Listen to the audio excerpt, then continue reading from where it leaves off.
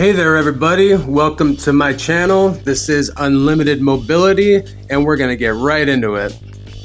The first game that we're going to look at today is called Leap Day, and this is an auto runner, challenging but fair platform game.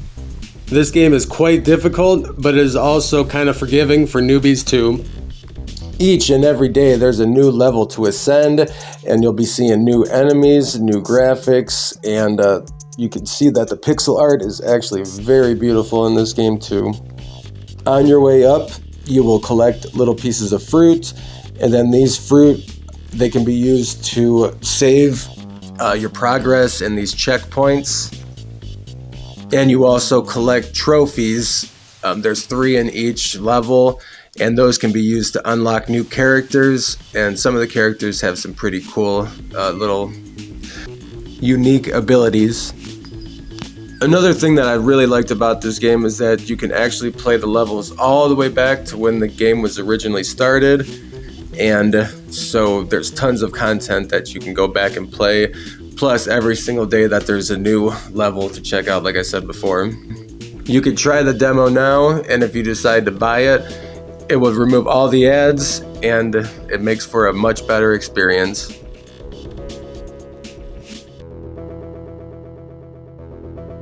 The second game that we're going to look at today is called Stuffo.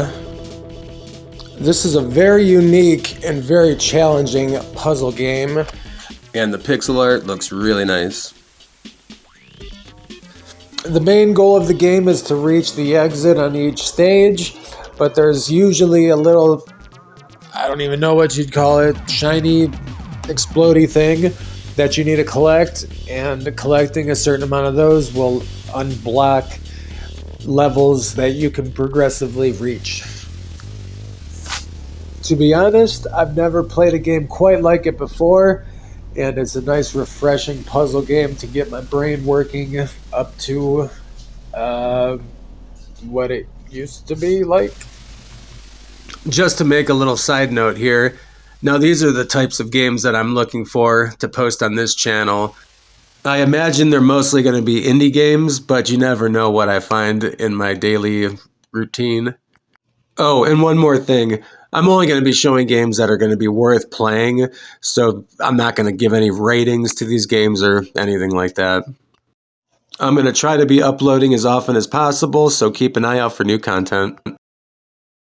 And the third game on our list today is M-Duck, and it's a very unique game as well. You can move the duck left or right, and then on the right side you can see that it's got the analog stick, and while you're moving the analog, it allows you to press the fire button, so you kind of have to figure out this mechanic, and I think it's really cool and interesting. I also like that the action is kind of at a medium pace. It makes the game feel unique. But don't let that fool you. This game is actually quite difficult. After each level, your character can pick from a variety of either spells or power-ups, and it definitely makes the game interesting on each run as well. With its vibrant colors and its bouncy soundtrack, it definitely brings a nice overall tone and feeling that I enjoyed.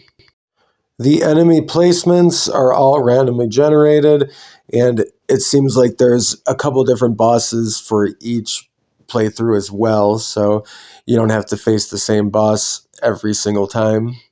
The game does a nice job of feeling familiar, yet giving you something different that you never experienced before in a game.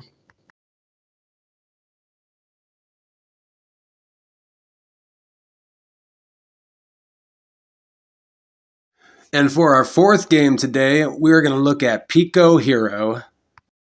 In this game, you control little guys that look like the Among Us characters, but this game is definitely different. Every level has a main objective to save your friend, but it also has some side objectives to complete for the completionist in all of us. This game is action-packed, and it is quite difficult, yet very satisfying once you beat each level. You can continue by watching an advertisement, or you can decide to purchase the game to get around them. I also recently discovered that there's a build your own level section in the menu, and it has a lot of different features, so you can definitely get creative with this one. There are quite a few different levels to play through, and there's also some training levels if you feel like you need to brush up on your skills. The one button control scheme in this game makes it perfect for mobile devices, so why not give it a try? Our fifth and final game that we're going to touch on today is called Roots. The premise of the game is fairly simple. As you can see, you just are a root and you need to go as deep as you can by collecting water, fertilizer, and avoiding the poisons that you can drink up. There are several different kinds of plants that you can unlock that all have their special benefits. And there is also a progression system that you can unlock to get stronger.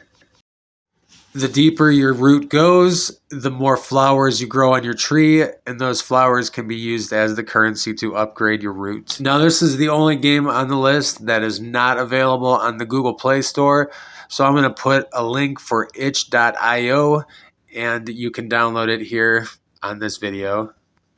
The gameplay is rather relaxing, and since it's free, you might as well give it a shot. Thank you all very much for watching this video. If you have any suggestions or any games that you'd like to share with me, please put them in the comments below. And don't worry, I still have plenty more games to show you. Until next time, goodbye everyone.